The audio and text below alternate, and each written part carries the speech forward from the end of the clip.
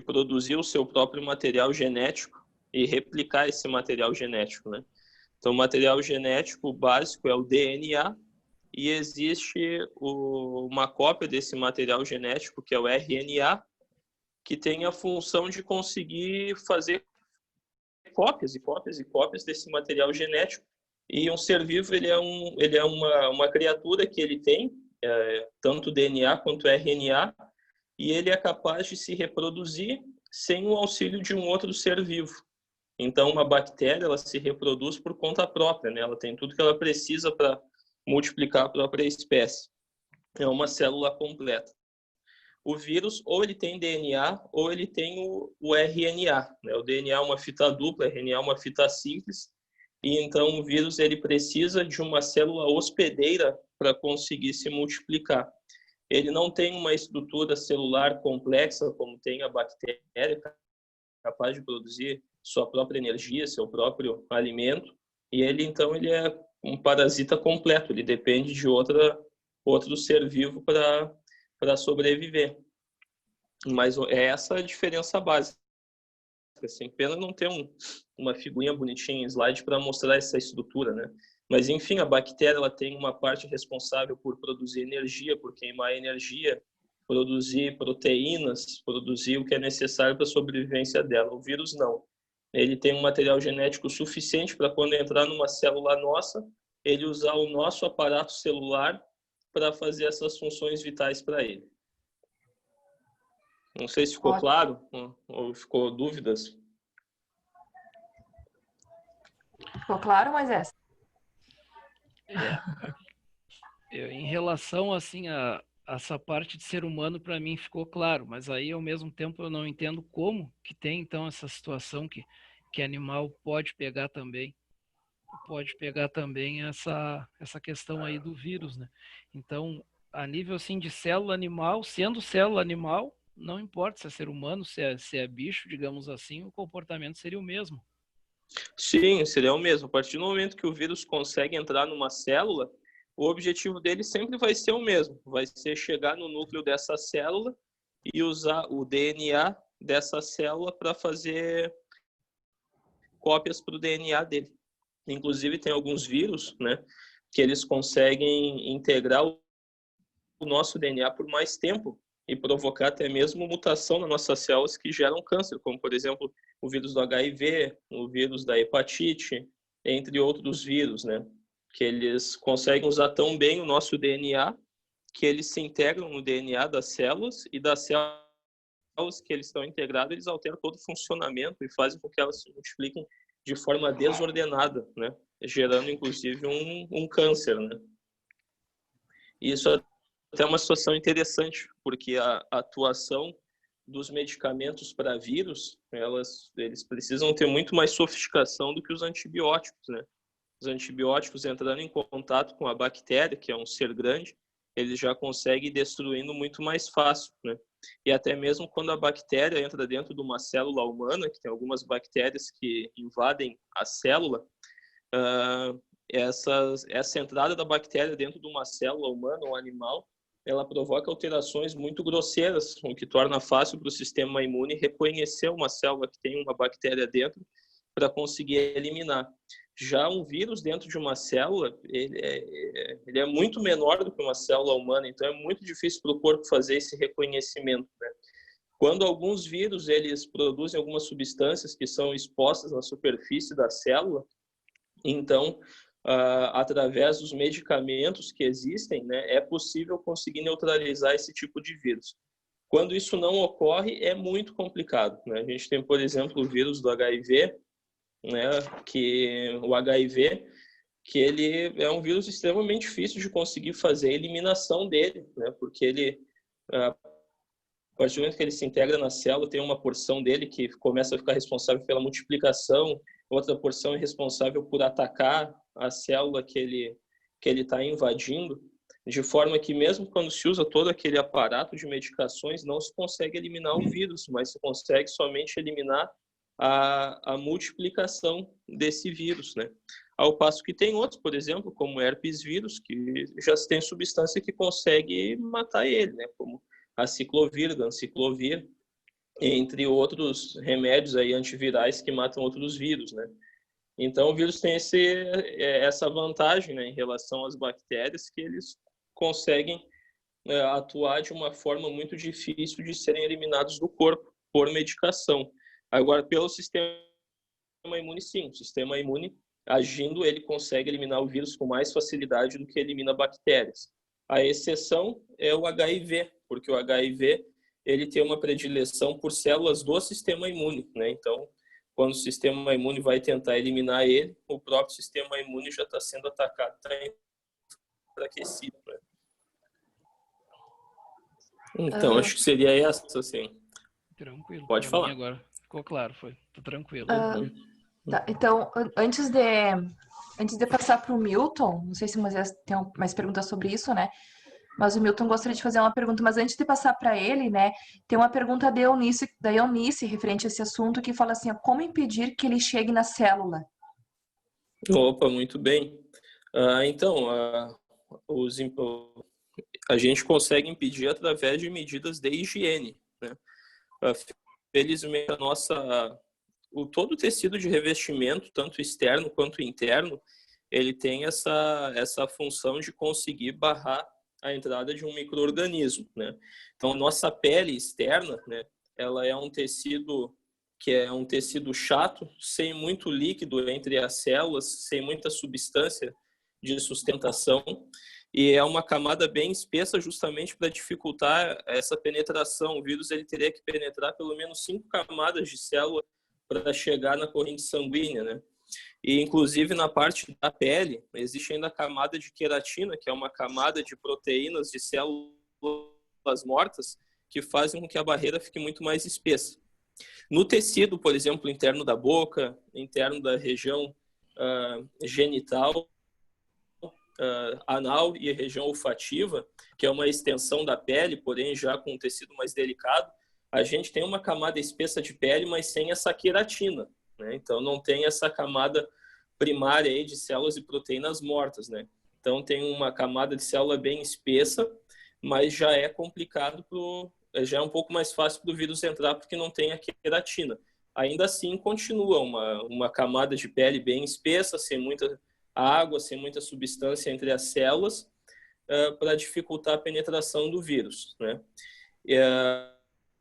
Só que conforme o vírus ele vai progredindo, né, dentro desses sistemas que eu falei, genital, anal, oral, nasal, essa camada de células ela passa a ter uma função que não é só revestimento, é uma função de secreção, de absorção, de filtração, de respiração. Aí é uma camada celular única e logo abaixo da camada celular a gente já tem o tecido de sustentação. Nesse tecido de sustentação existem as células primárias de defesa. Essas células primárias de defesa, elas têm a função de atacar tudo que entra nelas, né? Então, esse seria o nosso sistema imune imediato. A partir do momento que o vírus consegue penetrar nessa camada celular, o sistema imune tenta fazer uma barreira. Se ela vencer essa barreira e ganhar corrente sanguínea, aí vai depender do sistema imune de cada órgão. Se vencer o sistema imune de cada órgão, vai entrar nas células, né? Então, ou seja, respondendo especificamente a pergunta, né, da Eunice, a gente consegue impedir que ele chegue na célula através de higiene, né?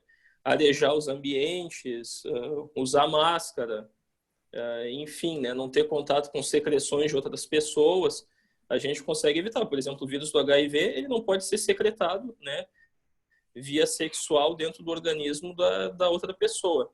O vírus da gripe, alguém espirra no ar, eu inalei, eu boto ele para dentro do pulmão, onde a camada celular é única, e fica mais fácil para ele entrar. Então, esses são os mecanismos para proteger que o vírus entre em contato.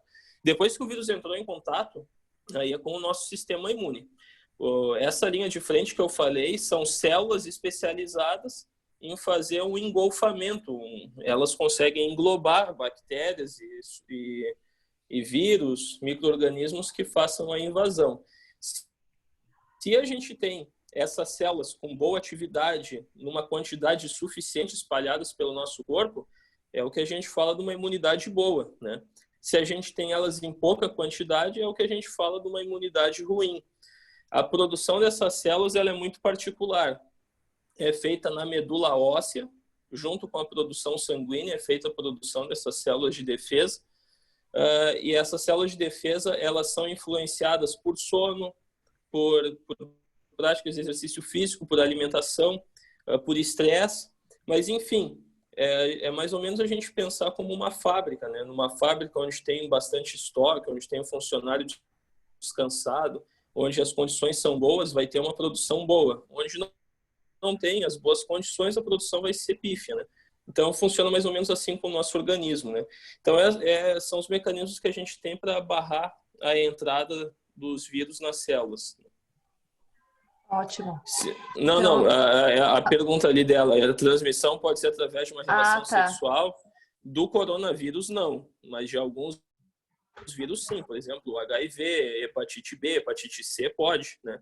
Mas eu estou falando quais são as formas do vírus entrar em contato, né, com as nossas células e penetrar dentro delas para começar a se multiplicar e causar os sintomas que trazem a doença dele, né? Mas o coronavírus em específico é via sistema respiratório ou outro tipo de carreamento aí nos olhos, no nariz, enfim. É isso aí. Muito bom. Então, o Milton tem uma pergunta? Levantou a mão. Doutor Renan, minha pergunta talvez seja até meia fora do script, mas é o seguinte: o nosso corpo, ele normalmente é formado por 70% de água, correto? Sim. Na média. Isso. Se o tratamento dessa água existente no nosso organismo, porque me parece que ele troca toda a água do organismo a cada 20 dias, 30 dias. Se o tratamento da água que nós ingerimos, através de um tratamento de uma água, dentro dos padrões de higiene, dentro dos padrões de isenção de produtos químicos, com pH adequado, isso não ajudaria na imunização tanto da célula quanto do vírus? Olha, é um fator que seria um fator benéfico, né? Mas a questão é ver onde é que está a distribuição desse líquido corporal, né? A gente tem líquido dentro das células, a gente tem líquido dentro do tecido de sustentação. E no sistema sanguíneo, que é o sistema circulatório, no sistema sanguíneo e linfático, a gente tem apenas 7 litros, 6 a 7 litros circulando.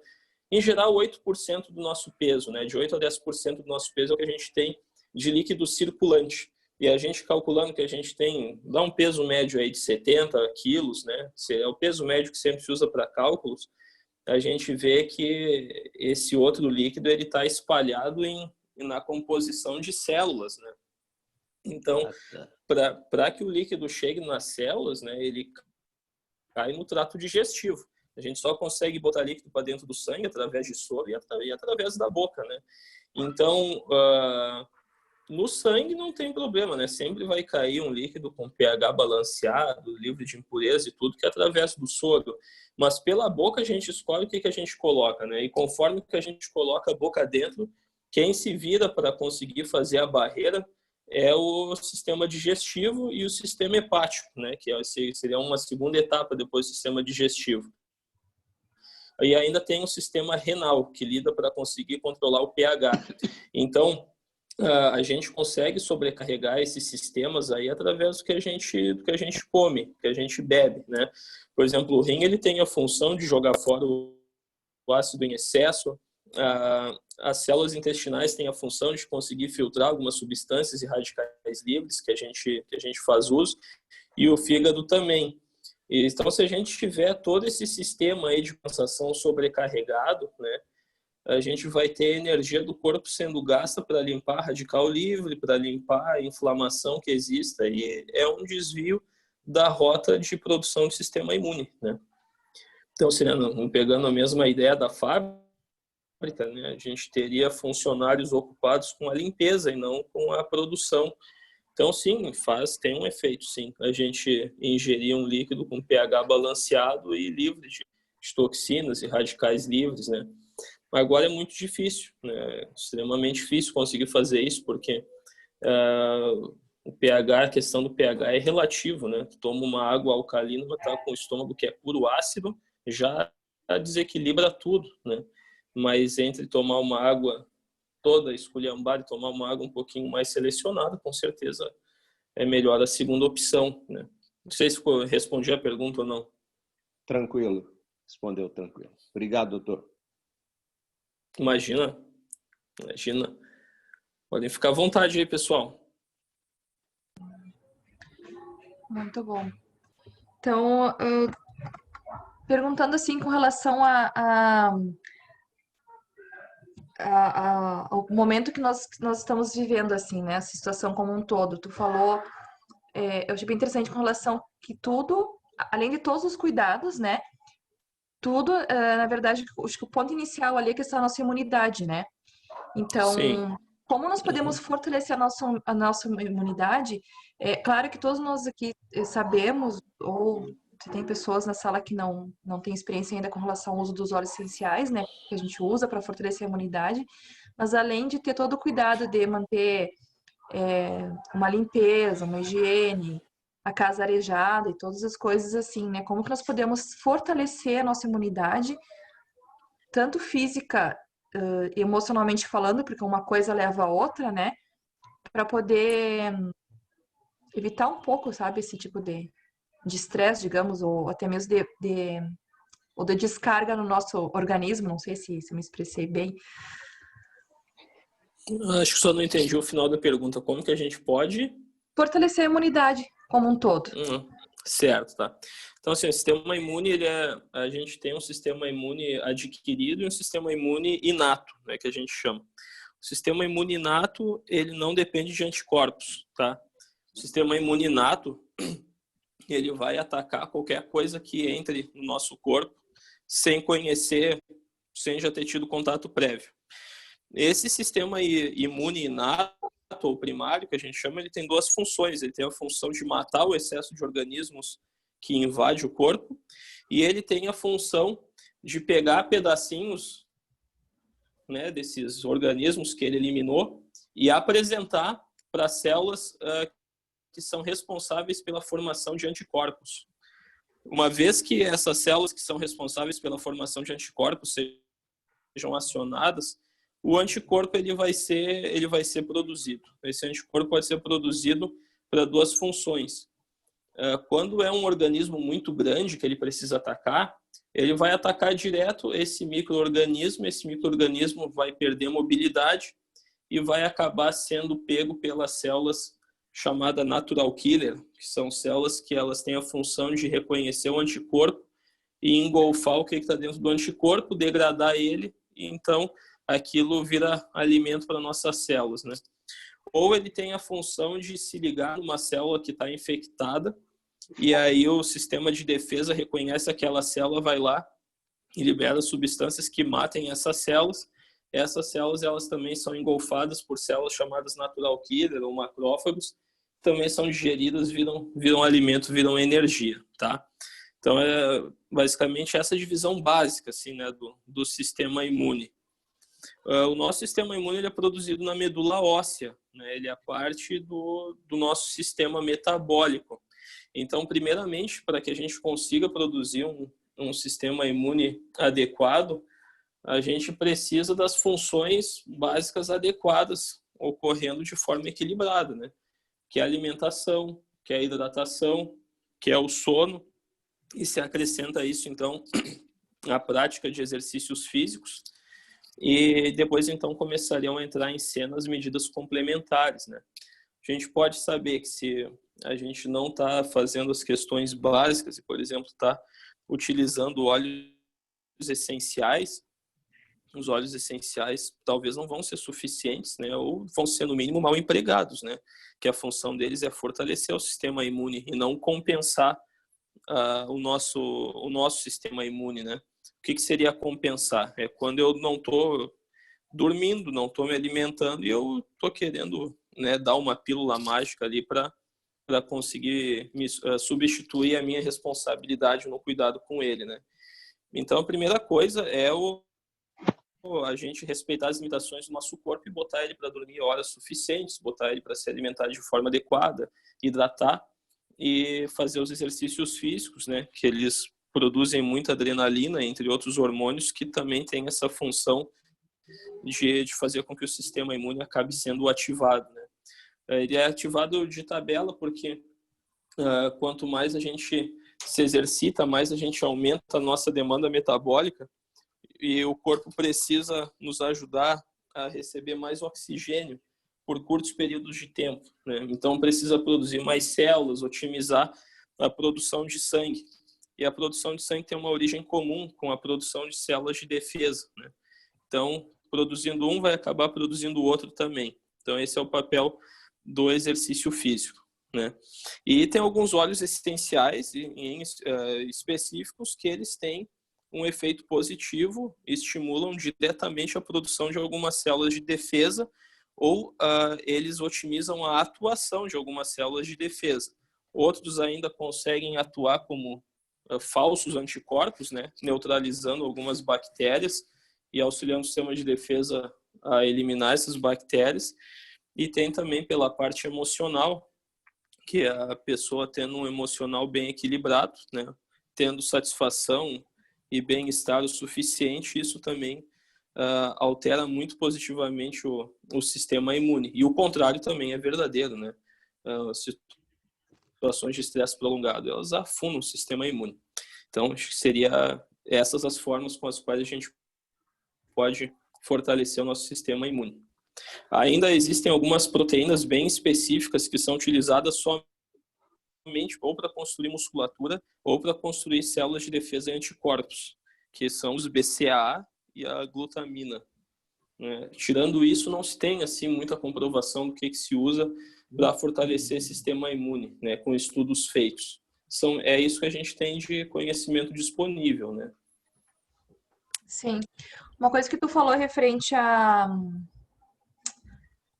Agora eu anotei ali no chat e tirei a pergunta. Com relação aos óleos que podem ajudar, se tu tem alguma sugestão assim para a questão de fortalecer o sistema imune? Acho que foi. Uhum. Os Desconcentrei. óleos. Uhum. Bom, os óleos podem ajudar, são assim, todos os cítricos de maneira geral, quando utilizados de forma inalatória, eles ajudam na questão bem-estar, questão equilíbrio de sono, e acaba tendo um efeito indireto sobre o sistema imune, né? Os óleos que têm efeito direto no sistema imune é cravo, canela, sálvia, me fugiu da mention agora. Puxa Laranja, vida. tangerina. Sim, esses são cítricos, né? E cítricos. Mas, cravo, canela, orégano, alecrim, sálvia, cássia, são os que têm um efeito assim, bem pronunciado direto no sistema imune, né? Eles estão, o On Guard e o Smart Sasse são dois blends que são assim, muito bons para o sistema imune, né? O DDR Prime também. Tem compostos ali que conseguem estimular a atividade e produção de células de primeira linha de defesa, né? Uhum. Seriam esses. O que tu me diria assim, Renan, se alguém tiver alguma pergunta, né, por favor, o que tu me diria com relação a como indicar uma pessoa, indicar assim como, ou, né, para usar o tangerina e o laranja? O óleo de tangerina e laranja. Olha, o tangerina e o laranja para tomar diariamente na água, né? Aqui na geladeira sempre tem uma garrafa de vidro com água, com uma gota para cada 200 ml de água, né? Ou de limão, ou de tangerina, ou de grapefruit, ou de laranja. Acho que é essa forma que eu gosto de usar, né? Em situações especiais dá para usar 2 gotas embaixo da língua, né? Mas acho que nesses óleos aí, a menos que esteja querendo ver alguma situação do poder anti-inflamatório da tangerina, né, ou do limão para emagrecimento, essa forma de colocar na água é uma forma muito boa. No caso, Moisés, vai falar? Então, eu queria lembrar assim que a gente combinou uns 30, 40 minutos e já passou 30 aí, né? Então daqui a pouco, na hora que estiver terminando, que vão querer perguntar, aí não vai ter como. Então eu queria te perguntar o seguinte, doutor Renan, em relação aos olhos, a gente sabe que funciona e acabamos tendo assim um respeito e um carinho muito grande por usar esses óleos. Mas tem momento que não é só o óleo, que a situação é XYZ que precisa realmente utilizar a alopatia. Como assim, que viés se utilizaria para saber a hora do que é óleo, o que agora eu tenho que ir realmente no médico e na farmácia? Uhum, certo. Olha, enquanto estava fazendo a pergunta, né, o que sempre assim, brilha na mente, assim, salta aos olhos é a febre, né? No momento que a pessoa tem febre, ela precisa ser avaliada por que ela tem aquela febre, né? Dentro da febre existem degraus de febre, né? 37, 37,5 não é febre. A gente começa a considerar febre a partir de 37,8, 38 graus. Uma febre alta é acima de 39,5, 39,2, assim. Febre intermediária, 38,5 até 39,1,2, né? Então, uma febre alta é indiscutível. A gente já vai de cabeça baixa ali que alguma coisa falhou, alguma infecção atuou de forma muito, muito drástica, né?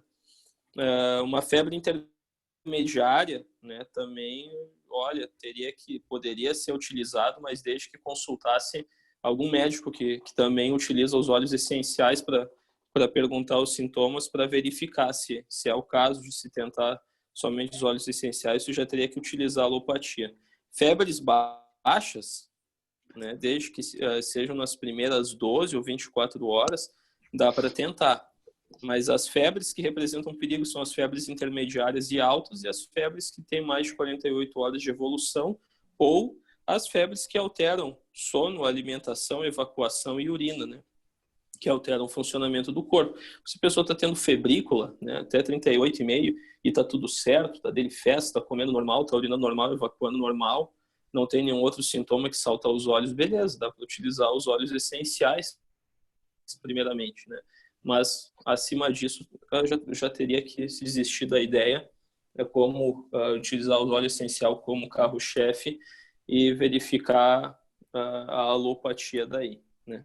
Também algumas infecções de pele com formação de pus, né? Pus também seria o equivalente à febre na pele, né? Se tiver pus com febre, então minha nossa, o caso já é grave ou eminentemente grave. Eu acho que seriam essas, assim, febre seria a resposta, assim. E aí dá para pormenorizar a febre, conforme eu falei antes. Uma coisa que tu falou também interessante antes, né, que não são muito bons, né, fazer efeito como o Moisés comentou ali, como são os óleos essenciais, mas eles também não são mágicas, né? Então, uma coisa que temos que ter cuidado é saber conhecer o nosso corpo e o nosso organismo, especialmente a qualidade de vida, né? Uma coisa que realmente tanto do dormir, alimentação, enfim, né? Tem que tá sempre se avaliando, né? Se cuidando nesse sentido. Renato, tem uma outra pergunta aqui. Uma pessoa que tem... Não. Existe uma indicação de uso dos óleos para quem tem glomerulonefrite? Ai, meu Deus. Olha, se tem ou se não tem, eu desconheço, né? O que a gente tem é restrição no uso de óleos quando tem insuficiência renal, né? Agora, porque os óleos eles têm eliminação renal, né? E eles podem ser tóxicos para o rim. Então, algumas coisas não se sabem, né? Eu, pelo menos, não sei. Já procurei alguns estudos, né, para ver a utilização dos óleos em insuficiência renal. Só sei que eles têm eliminação renal e eles passam a ser contraindicados na dose cheia ou até completamente por alguns médicos pelo uso oral, quando se tem algumas doenças, dentre elas a glomerulonefrite. Sim. Ela está perguntando que restrição de todos? Restrição de todos com eliminação renal e com uso oral. Uhum. Né? Tá. Acho que esse caso teria que ser pormenorizado, né? Por algum médico que também fizesse uso de óleos essenciais. Sim. Né? É uma doença delicada, né? Pode representar perda de toda a função renal. Aí o pessoal agora está bombardeando de perguntas. Vou seguir aqui. Eu tenho válvula mitral cardíaca. Fiz pedido do kit 10 olhos. A Rosélia está falando. A válvula mitral não entendi. Seria insuficiência de válvula mitral, né? Válvula mitral todo mundo tem, do lado esquerdo, né? É o nome da válvula que separa o átrio do ventrículo. Talvez tenha insuficiência mitral. Ela está falando que ela faz uso de anticoagulante se tem alguma restrição. Sim, tem alguns óleos em específicos que que aumentam o efeito do anticoagulante, outros que cortam o efeito do anticoagulante. Eu não lembro deles de cabeça, né? Eu sei onde está essa tabela no livro, mas tem alguns óleos que tem que tomar cuidado ali com o uso deles, porque eles, uma pessoa, por exemplo, que fez uma cirurgia cardíaca e colocou uma válvula metálica que tem que estar anticoagulado, tomar um óleo que corte esse efeito anticoagulante pode apresentar uma morte súbita. Sim. A minha válvula é mitral, é biológica. Biológica? Ah, certo. Então tem muita necessidade de tomar cuidado com essa situação, né? Sendo biológica, né? Se fosse metálica, aí tem que ter um cuidado total. Isso é interessante também observar na comissão Oi. Só Oi, pode falar. Eu aprendi essa semana, né, que eu não sei, talvez o Moisés possa me corrigir, Nana. Aquele óleo Yarpol, ele é coagulante, né? Então, para quem faz uso de anticoagulantes, não seria bom ingerir aquele óleo, né? Ou até mesmo usar. Sim. Tem como conseguir essa relação para mim ver se eu uso, se eu não uso? Olha, o principal seria a canela, mas tem como conseguir sim. Agora, essa relação está no livro, está naquele livro. Não sei se a senhora tem acesso a esse livro ou se o pessoal que ele trouxe para a empresa tem o livro, mas tem uma tabelinha bem específica, né? Se me lembrarem no grupo, depois eu posso fotografar no livro aqui. Tem ali os óleos que atuam no sistema de anticoagulação. Também tem óleos que retêm mais líquido. Esses óleos são ruins, né? Para quem tem insuficiência cardíaca, vai ficar com um volume maior de líquido no corpo para dar conta, né? Isso é uma situação mais complicada. Isso aí. Próxima pergunta tem aqui da deixa eu ver, da Eunice. Quem tem lúpus tem mais risco?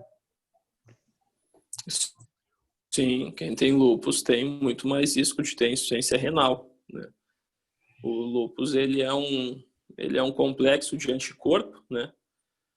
São vários anticorpos, a gente chama isso de imunocomplexos, né? Como se fosse umas poeiras dentro do sangue. E isso se deposita no rim, né? E aí o rim fica com os filtros entupidos, né? Não consegue limpar direito o nosso sangue para filtrar, consequentemente produz menos urina, né? Nesse tipo de pessoas, né, os óleos essenciais em excesso, eles vão causar dano. A gente precisa ser bem assim realista numa seguinte situação, né? Essa situação de tomar óleo essencial oral sem ter problema nenhum, isso é muito válido para quem tem 2 rins funcionantes e saudáveis, né? Esses rins funcionantes e saudáveis, eles apanham para limpar a quantidade excessiva de óleos essenciais que a gente porventura venha a usar, mas eles limpam, né? O fato é que eles limpam. Quem é jovem, quem não tem rim comprometido, limpa e limpa fácil. Agora, quem tem rim comprometido, aí já começa a ser delicado. Aí a indicação precisa ser extremamente profissional, porque o risco ele existe, né? E são poucos óleos em que se estudam qual porcentagem dele que é eliminado na urina, qual quantidade, se eu tomo 3 gotas, quantas saem na urina, quantas gotas são tóxicas para o rim. São informações bem técnicas que não se tem muito acesso, né? Eu dei uma pesquisada, a Escola Médica de Aromoterapia da França, que é uma residência médica, tem mais ou menos algum conhecimento nessa situação, né? Mas é muito específico, não é muito divulgado, né? Para aprender isso aí, o camarada tem que ir 3 anos lá para a França lidar com a parte médica dos óleos essenciais, né? e ainda assim não sai de lá sabendo 100% essas questões, né? Então, por isso a recomendação é ter cuidado e evitar o uso oral, nesse caso. Uhum. Na mesma linha da pergunta, tá? A Eunice, ela fala assim, minha irmã toma cloroquina e aquele outro medicamento. Ela mais imune ou não? O lúpus atingiu o rim e deu glomerulonefrite. Não entendi se ela é mais imune ou não. Em geral, quem tem o lúpus é sempre menos imune, né? Menos imune. Isso, né? Mas tomando a hidroxicloroquina, ela fica, sim, fica um pouquinho menos suscetível às complicações do lúpus, né? Mas não adianta, quem tem lúpus é uma doença de nascença e é uma doença, é uma característica do corpo que acompanha pro resto da vida. Então a pessoa sempre vai ter as limitações e mais facilidade de fazer uma insuficiência renal terminal. Ali eu vi uma pergunta ali, né? O uso de óleos essenciais e escurecimento da urina pode ser sinal para evitar a ingestão? Sim, pode ser. Pode ser sinal sim, ou pode ser sinal para diminuir a dose que está sendo utilizada. Uhum. Tem duas antes. A que fala Rosemary assim, colocou para a gente ali. cravo, canela, gengibre, Pode né? falar. Não, tem duas antes dessa que fala assim, o on-guard não pode para quem usa válvula metálica? Não, isso é uma afirmação ali. Confirmação, tá. A Rosemary até colocou ali, complementando, né? Eu lembrava da canela e do cravo, que são anticoagulantes, ela acrescentou ali o gengibre, né? Esses são casos dos anticoagulantes, né? Esse aí pode ter risco de sangramento. Agora tem outros que são trombogênicos, né? Que é o contrário da anticoagulação. Esses daí eu não lembro. Esses aí são pior ainda para quem tem válvula metálica, né? Sim. Outra pergunta aqui. Quem tem retocolite e pegar corona tem tratamento especial usando azatioprina, mesalina e flexonável? 4 ampolas, meninas. Olha, isso aí tem que ser discutido diretamente com o médico da pessoa, né? Se a pessoa tem uma doença controlada, pega coronavírus, ela, a princípio, né, seria lógico parar com com essas medicações que são imunossupressoras, né? Diminuem a imunidade, né? Mas isso é questão individualizada daí, né? Tem que contatar o médico. Mas assim, logicamente falando, fisiologicamente falando, a azatioprina, a hidroxicloroquina, o methotrexato, né? São medicações que diminuem a imunidade. Então, a pessoa com imunidade diminuída em vigência de coronavírus, sim, vai ter uma desvantagem, né? Mas não vai ser na hora que pega o corona, parando 2, 3 dias, uma semana, que vai fazer muita diferença numa medicação que precisa de semanas e meses, né, para começar a fazer o efeito. Também vai perder o efeito em semanas a meses, né? Uma pergunta ali que eu vi que achei importante, restrição para menina de 13 anos asmática, baixo peso. Sim, a restrição é diminuir bastante a dose dos óleos, né? Principalmente se tem baixo peso. A gente sempre fala em doses aí para pessoa de 70 quilos, né? A pessoa de baixo peso, tudo tem que ser reduzido. Sim. Tem uma pergunta da Cheryl ali, não sei se tu conhece. Sim, ali. Acabei de ver ali, né? É. Então, complicações renais, né? É necessário evitar a utilização interna e oral, né? Aromática nunca vai ter problema, né? E tópica depende, né? Depende da quantidade a ser aplicada, pode ter absorção, mas é muito pequena, é irrisória, né? Seria bem seguro utilizar eles com a administração tópica, né? Desde que não passe 10, 15 gotas, né? E, por exemplo, o LDR Prime, às vezes botar muita gota para massagear nas costas, no pescoço, vai atingir um nível que a gente não sabe se é tóxico ou não dentro do sangue, né? Mas fazer massagem de on-guard, de Deep Blue, né? Coisa assim, não. Isso aí pode ser utilizado. Ah, tá. Renan? Mais 5 minutos. Renan? Oi? Pois não.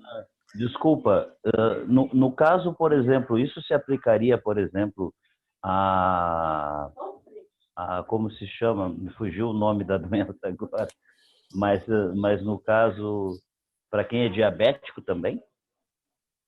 Sim, diabético também tem imunossupressão, né? Só não entendi, diz a ingestão dos óleos. É.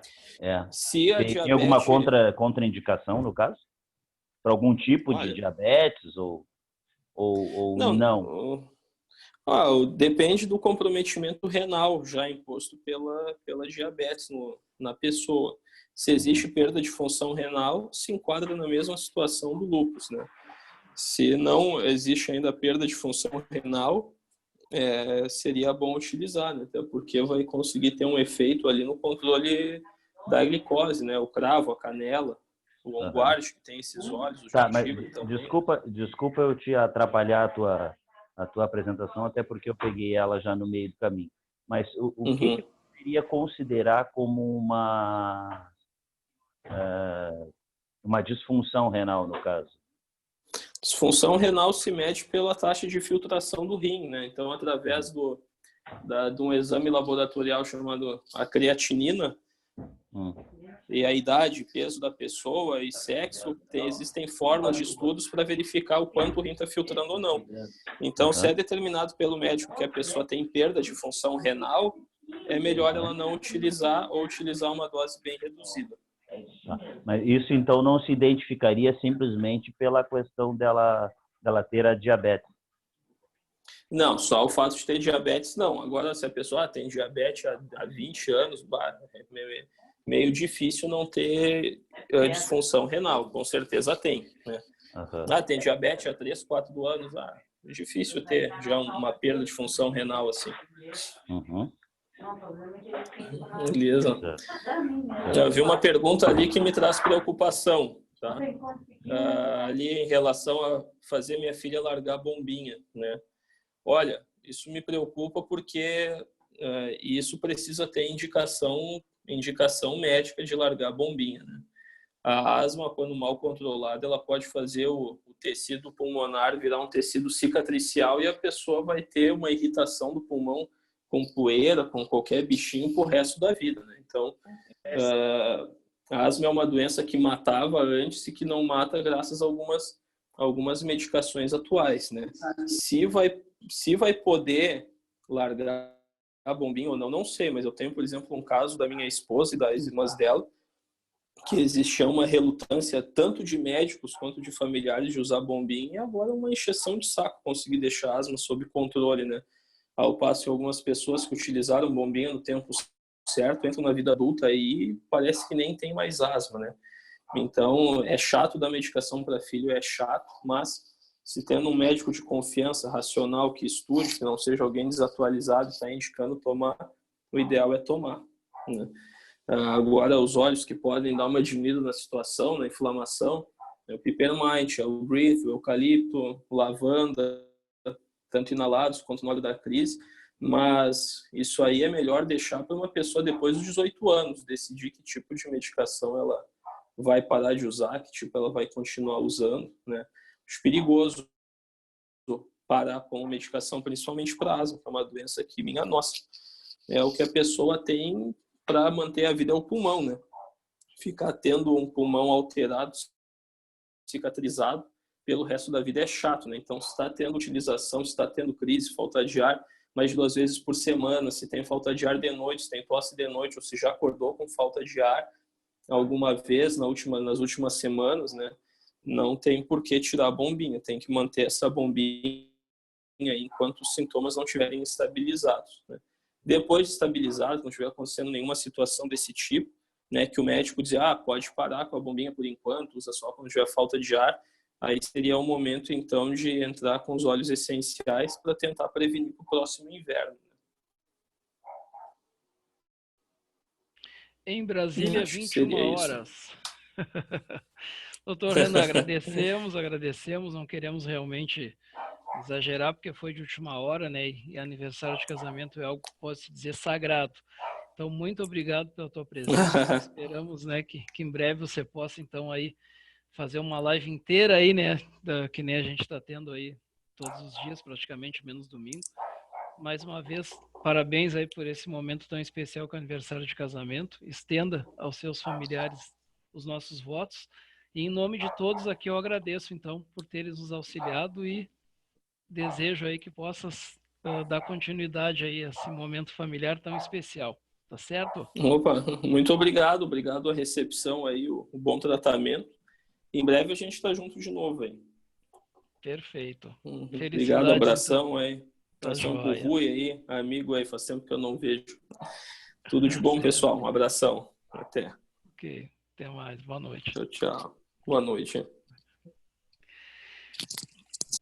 Então, colegas de trabalho, eu agradeço aí pela maneira como vocês ajudaram, né, para que não fosse muito demorado, porque é difícil quando a gente chama alguém em cima da hora, né? Então, a gente não quer assustar ninguém aqui, porque nós queremos que os profissionais voltem. Nós, então, anunciamos que amanhã nós vamos ter às 10 horas da manhã uma apresentação formal da empresa, dos produtos, do plano de negócios. Eu vou ter o privilégio de fazer essa apresentação.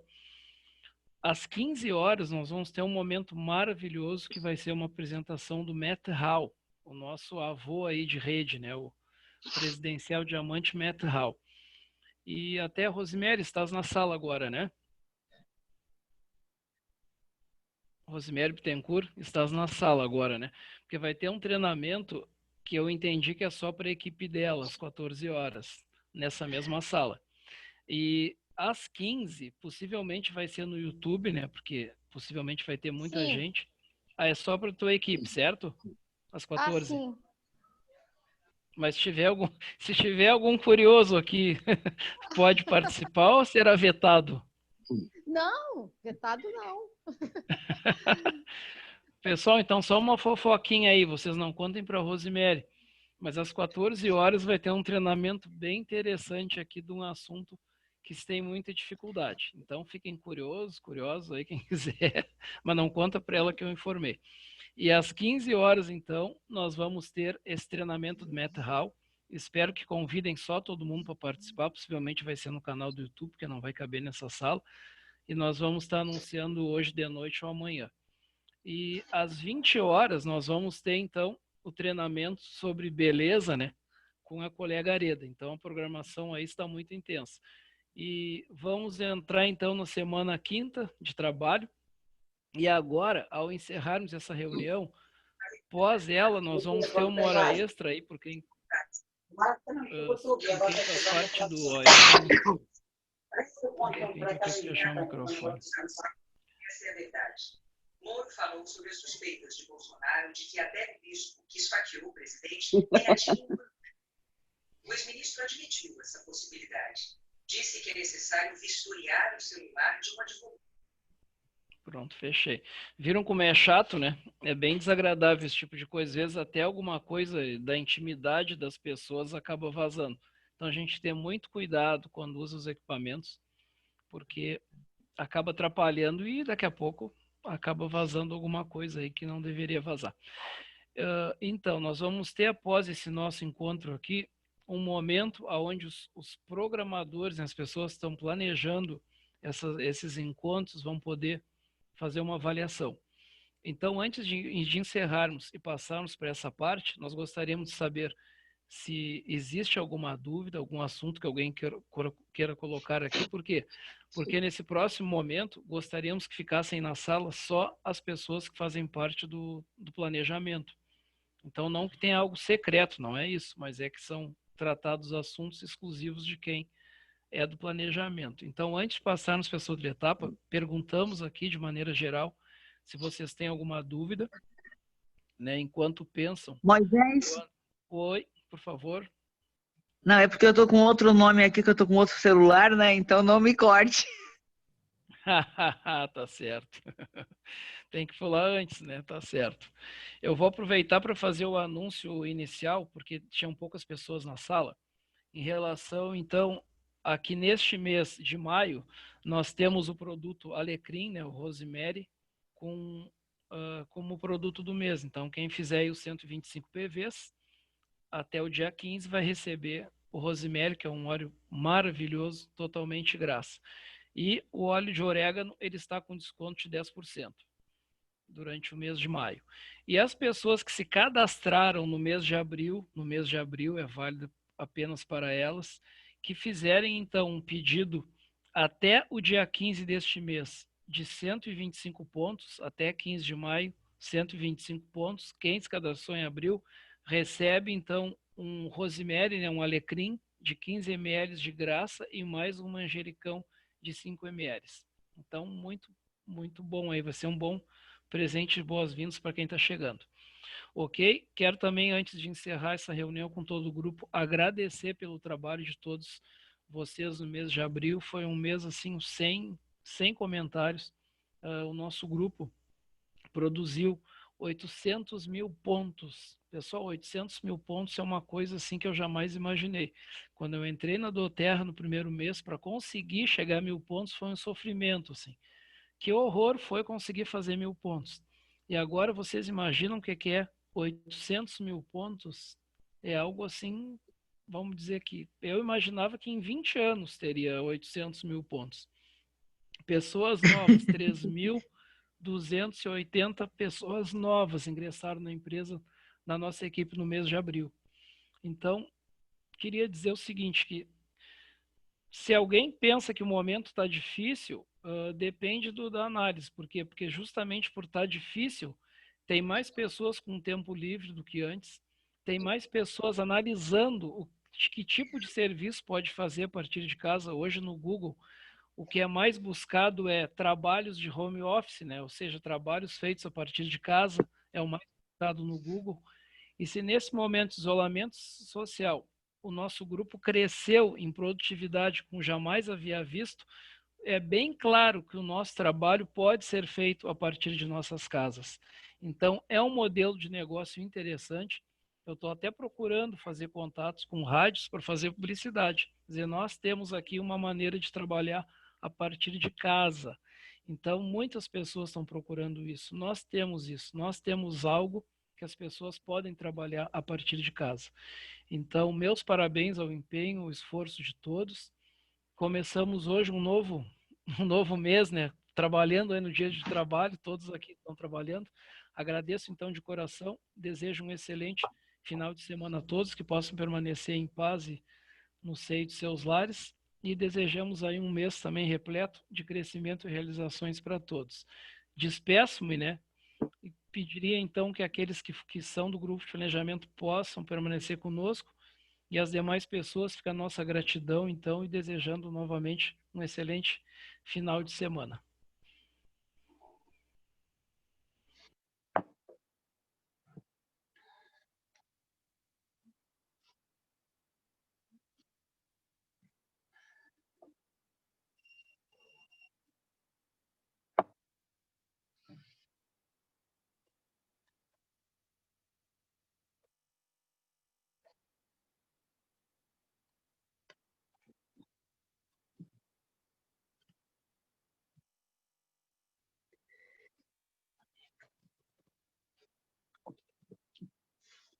Vou pegar eu aqui.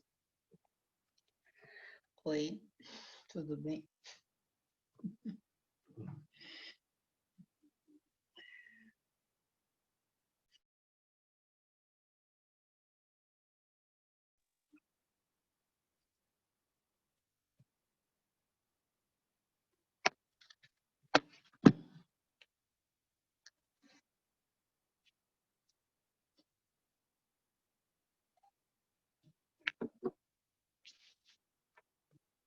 Oi, tem alguém aí?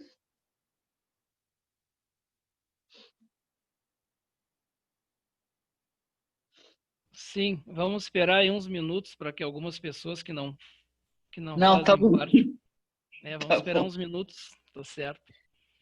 Em seguida a gente já começa.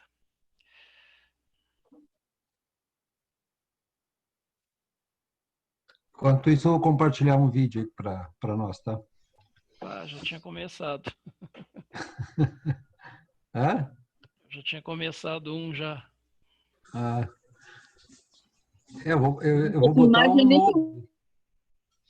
um novo da Doterra.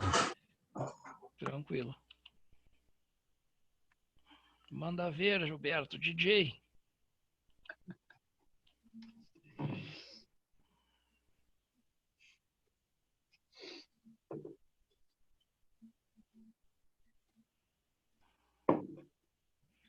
Ele é curto, Gilberto?